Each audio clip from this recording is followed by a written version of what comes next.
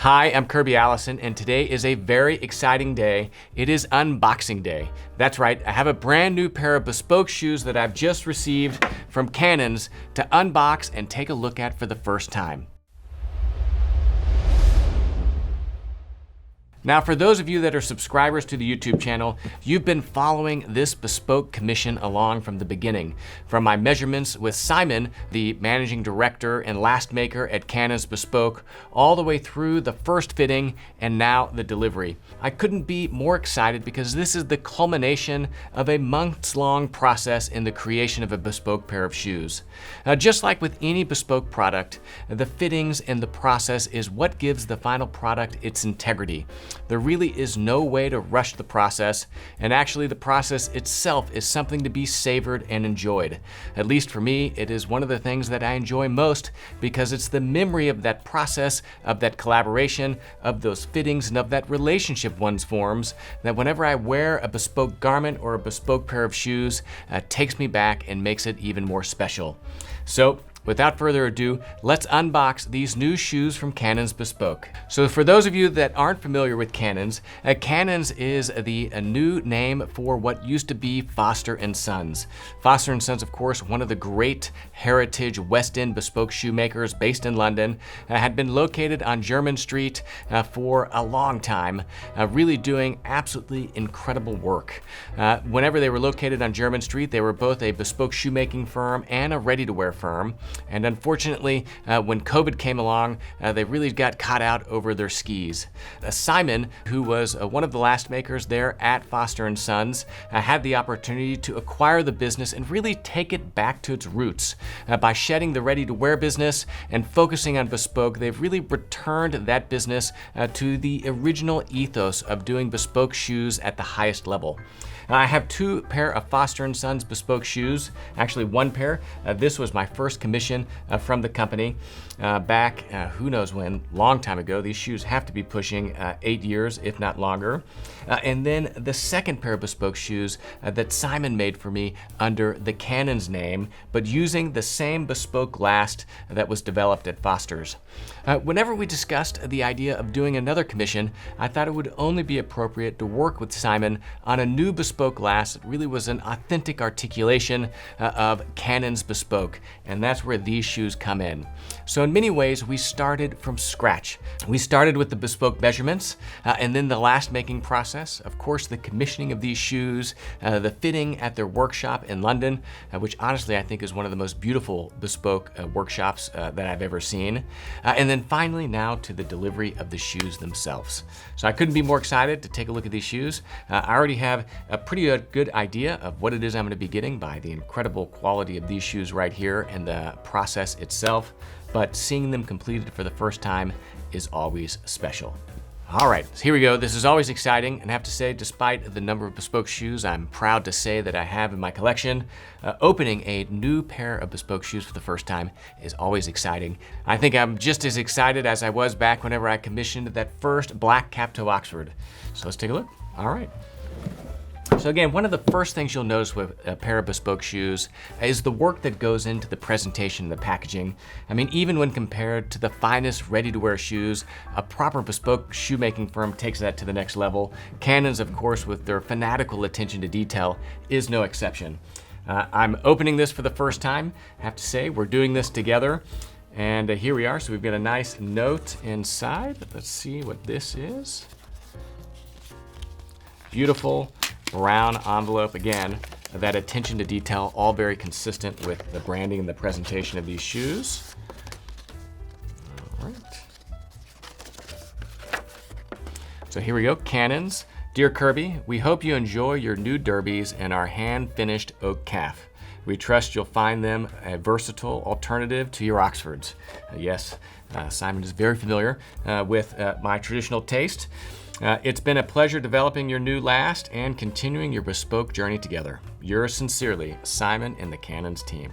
So there we have it right here. Again, handwritten note, just one of those small details that really does help differentiate the entire process. And you know, these are types of things that honestly I'll keep with the box I won't throw it away because, again, it speaks to that journey. The box is really nice, actually. I mean, it's a very hard kind of corrugate, right? Very thick, and has a micro kind of suede interior, which, again, is just one of those small details. But let's look at the shoes. Okay. So very well packaged. Let's see. This looks like a shoe polishing cloth. Right? Very nice. Let's look at that. Almost uses a pocket square if you were in a pinch. We've got an extra set of shoelaces, again, very important. We've got some plastic packaging. Throw that away. And 2 beautiful shoes. So let's put this back in there, right? Again, look at the little tab right here. Look at that attention to detail, right? So this could be a polishing cloth. Also, when packaging your shoes, this is important to provide a little bit of additional just protection. And this could just simply be a brown leather piece of cloth, but the attention to detail, they've added this nice brown leather tab embossed with my initials. So pretty exciting. I think we're off to a good start here. Let's put all this back.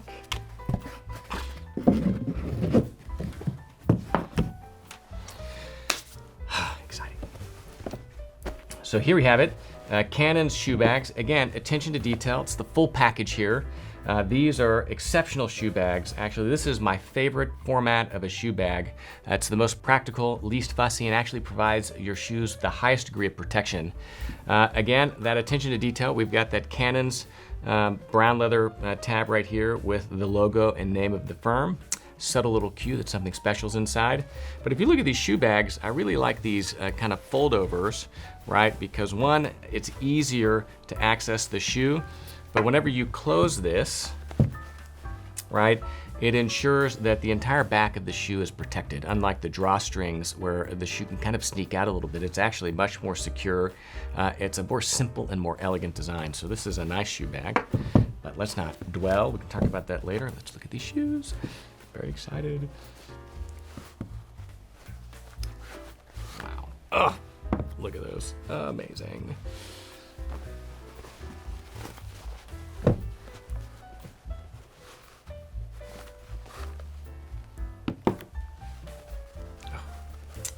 Look at these beauties right here. I mean, I have to say, fantastic, beautiful. You almost don't even want to wear them. They're so great.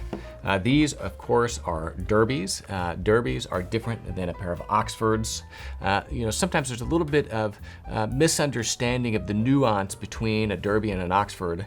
And it has nothing to do about the design of the shoe per se. It's about how the facing of the laces are designed.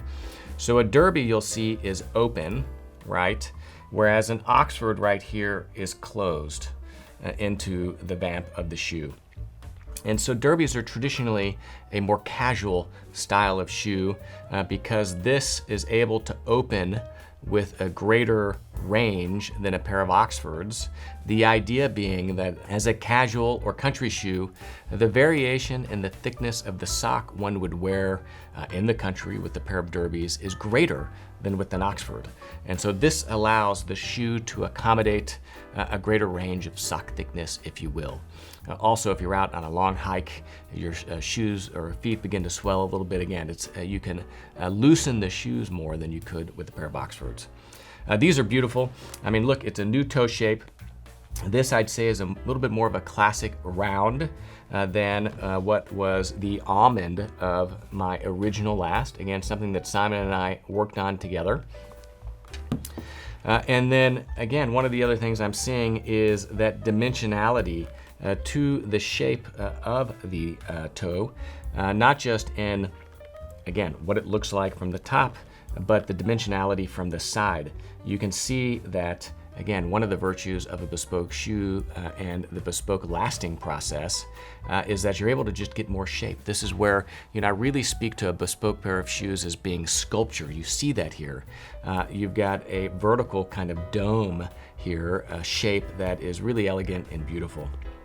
Other details here, right? Of course, I mean, bespoke shoes, and again, not all bespoke shoes are created equal. There are differences in the attention to detail between all of the bespoke makers. And I have to say that Canons, after having gone through this process with Simon, developed a really profound respect for the way that they're approaching their trade. Simon Crompton from Permanent Style actually had a really good article about Canons that I think hit the nail on the head. Really speaking about how by, really kind of shedding all of the excess baggage that you had with a high street retail store and with a collection of ready-to-wear shoes, Canons was able to really go back to their roots, which was focusing on the highest articulation of West End shoemaking. Now, what is West End shoemaking? West End shoemaking is that London, tradition that one would have found in and around the West End, Mayfair, gentlemen dressed in suits and ties every day with their umbrellas and hats, kind of going in between work in their clubs on St. James's Street. That is to say, it was a very traditional, very conservative articulation of the craft. It's not Italian shoemaking, it's not French shoemaking, it's not even like Graziano and Girling, which although is a London-based bespoke shoemaker, I wouldn't necessarily classify as a West End shoemaker, for no other reason than the fact that either bespoke shoes are made in Northampton at their factory, right? But even with their shop on Savile Row, Graziano and Girling has a slightly more fashion-forward articulation of their aesthetic, whereas Canons, although capable of making anything, traditionally would have something that's more conservative, and you see that here in this shoe. It is beautifully proportioned, it is beautifully made, it is perfectly executed, and this really is the ethos of the modern day Canons that you find.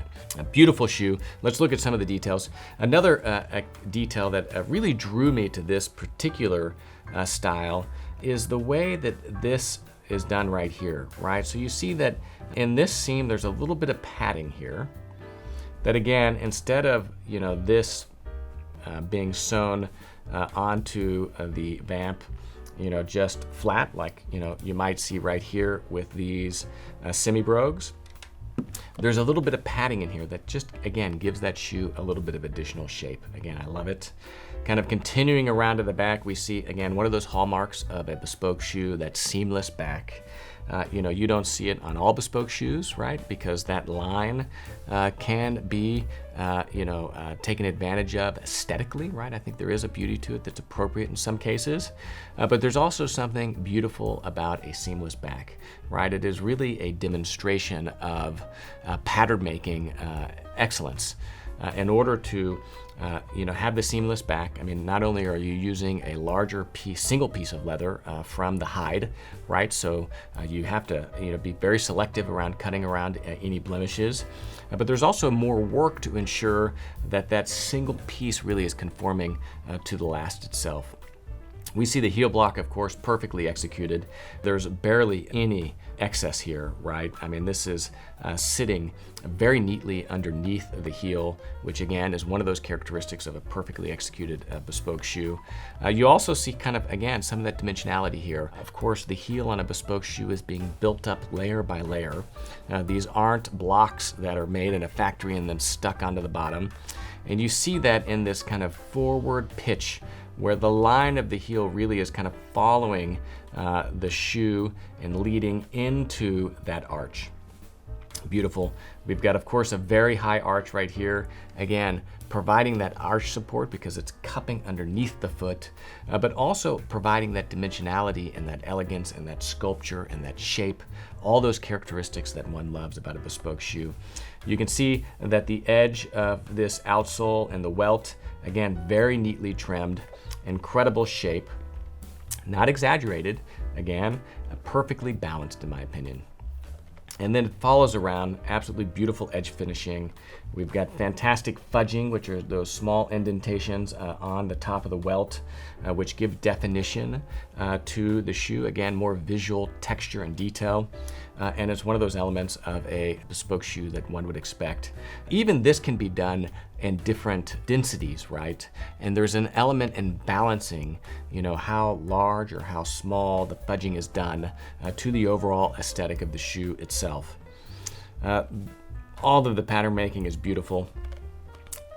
One of the things I love looking at is the outsole. Again, it's something that you are never going to show anyone other than you all on this YouTube video. It's something that could be accused of maybe being pointless because the moment that you go out and wear these shoes, all this beautiful work that's been done to ink and then shine the bottom of the outsole is going to be scuffed, right? But that's not the point. The point is seeing that beautiful outsole. And I think there's something special about seeing it for the first time. Even after wearing it, right? You might see, of course, wearing right here, but here on the actual arch of the shoe itself, you'll still maintain that polish. And sometimes when polishing a pair of Bespoke shoes, I'll take some polish right here in order to work that shine back up. We see the bottom finishing is very traditional. It's very understated and simple. It's not too many nails. There's no toe plate, which of course Canons would be more than happy to oblige their customer in adding, but specifically I requested not to be a part of my shoe. If I perhaps was living full-time in London and walking more, then maybe I would put a toe plate on to just extend the life of the toe of the shoe. But I don't drag my toes. Honestly, I don't walk an exceptional amount in my Bespoke shoes living in Texas. I drive most places. And so I prefer, again, a slightly more streamlined aesthetic to the outsole that you don't get with the toe plate. And then, of course, a detail that I love right here, Canons embossed or technically struck onto the outsole, really kind of reminds me of John Lobb, and I think, is one of those kind of threads that takes you and stretches back all the way to the beginning of shoemaking history. This is not laser engraved, it's not embossed with the machine. It is actually struck onto the outsole using a hammer. And you can see that in the slight unevenness of Canons.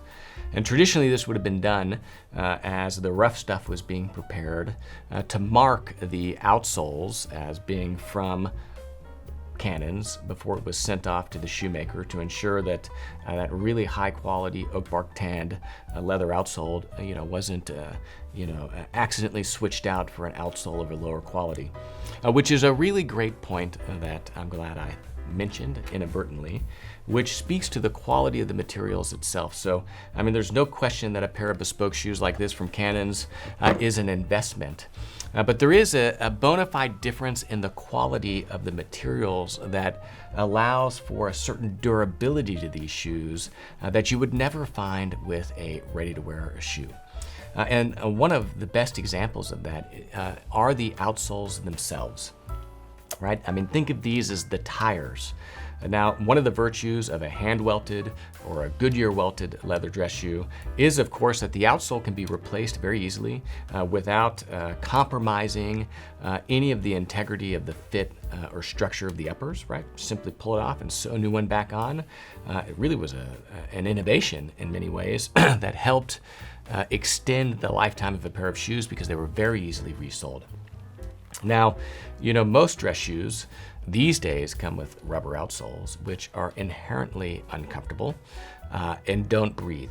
So people that complain about a pair of shoes, feeling suffocating or kind of their feet clamming up at the end of the day, or even just fatigue, it's not because of the dress shoe itself. In many cases, it's because of the quality of the materials used. All of the materials in a pair of Bespoke shoes like this are simply the most natural, the most authentic from a craftsmanship perspective, but also of the highest quality. And the outsole, again, is a great example of that. Not only is this outsole leather, right? Not only is it oak bark tanned, which is a natural tanning process using only the barks of various trees to tan the leather, creates a more durable leather outsole that is able to withstand moisture and water better than something that is fast tanned. But in a Bespoke shoe, the outsole goes through an additional process of being hammered before that outsole is sewn on to the shoe itself. Hammering.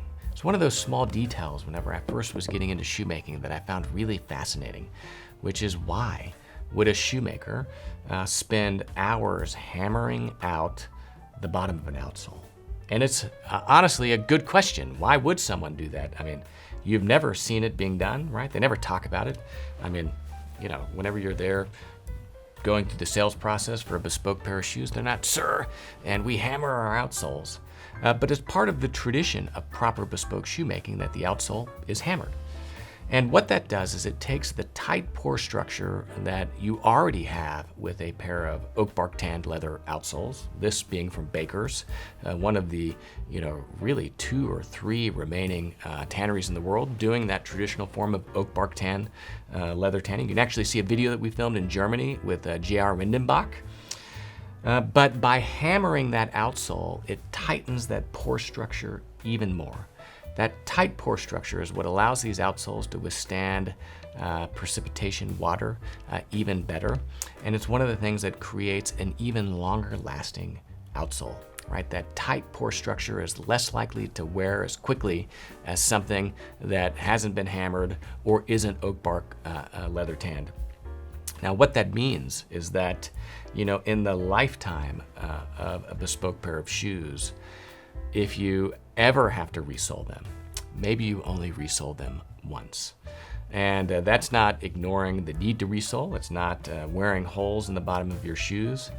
The leather is just simply more durable and is going to last longer. And it's one of those small hallmarks of reliability that one may not even think about, but that is intrinsic to a high quality pair of leather dress shoes, bespoke leather dress shoes. And in some ways it's like with the Rolls Royce, trusting that your car isn't going to break down unnecessarily, that on a hot Texas summer day your air conditioning is going to work. Or like with the bespoke jacket, being able to trust that regardless of how rough you are, the shape of that garment is literally sewn into the memory of the garment itself and will always look great. It's trusting that the way that the hand stitching is done on a pair of trousers in the seat being lock stitched isn't going to unravel and tear apart even if a seam breaks. Again, it's that trust, it's that reliability that one expects at this level. And I think it's so beautifully articulated by something as easy to overlook as the outsoles on a pair of shoes like this. So excuse me for that long diversion, right? You can see I love this stuff. The smile to my face on seeing these shoes is always exceptional, and I could talk at great length. Let's keep on talking. The outsoles, of course, amazing. There's another detail that I want to show you, of course, that one would find with a pair of shoes from Canons, and that goes to the quality of the last. Now, every shoe in your closet, every dress shoe at least, should have a shoe tree in it. And sorry, I said quality of the last, but that means quality of the shoe tree.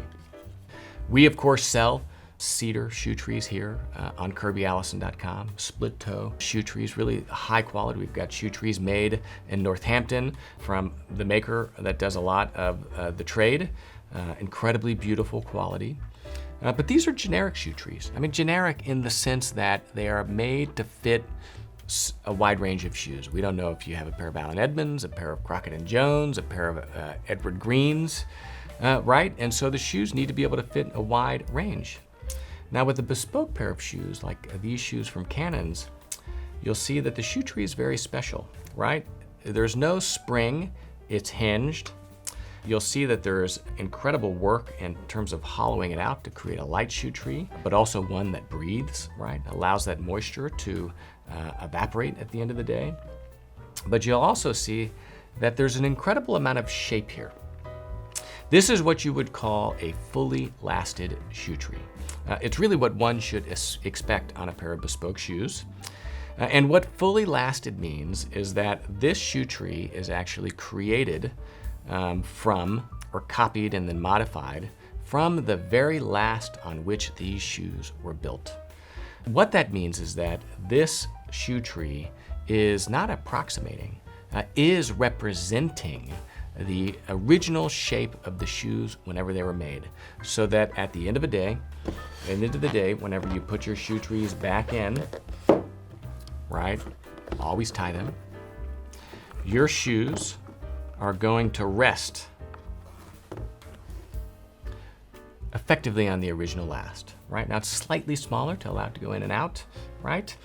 But this is going to help ensure that every single time you wear your shoes, their shape is restored to their original silhouette.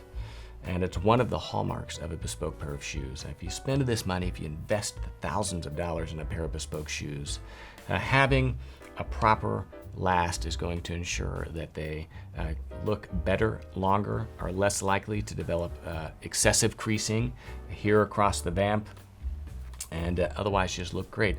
It also means that it's relatively lightweight, and that when you travel with your shoe bags and your shoe trees, your luggage isn't any heavier than it needs to be. So here we are, beautiful. I'm gonna try these on and take them for a bit of a stroll, and maybe we come back for a first shine. That's another great point. You'll see a first shine. I mean, normally with a new pair of shoes, I shine them first, but here with Canons, you see that these come shined straight out of the box as a new pair of shoes, really just as good as I could shine them myself. Again, all this is being done by hand. There's no way to rush the process. It's not being shined on a machine. And this ensures that, again, whenever you receive your shoes, not only is that leather, in some ways, call it seasoned, right? It's got that polish to help nourish it, but that it looks great. And literally you could open the box, put these on, and walk straight out the door, which, without further ado, I think is what I'm going to do next. So there we have it, my newest pair of shoes from Canons. I couldn't be more excited. The process was an incredible pleasure. You can see all the other videos that we filmed with Simon and his team on this channel. Make sure you check the description of this video. These are my other Canon shoes, of which these are going to very proudly join. And I can't wait to wear these. I've been looking forward to this. Let me know what you think of these shoes in the comments section below. It's not a pair of black cap toe Oxfords. You should be very proud of me. And of course, I'm Kirby Allison. If you're watching this video for the first time, make sure you hit that subscribe button so that you are notified whenever we publish new videos. Make sure you visit kirbyallison.com, where we have the largest collection of luxury garment care and luxury shoe care accessories in the world, such as Saphir shoe polish, the best polish in the world, and other accessories for the well-dressed, like our sovereign grade neckties, pocket squares, braces, over-the-calf dress socks, cigar smoking accoutrement, and really so much more. That is how we support the content that we film here on this YouTube channel. So there we have it. If you haven't visited kirbyallison.com, please take a moment to do so. And of course, I'm Kirby Allison. As you all know, I love to help the well-dressed acquire and care for their wardrobes while exploring the world of quality, craftsmanship, and tradition. Thank you for joining me today for this incredible unboxing, and I look forward to wearing these out.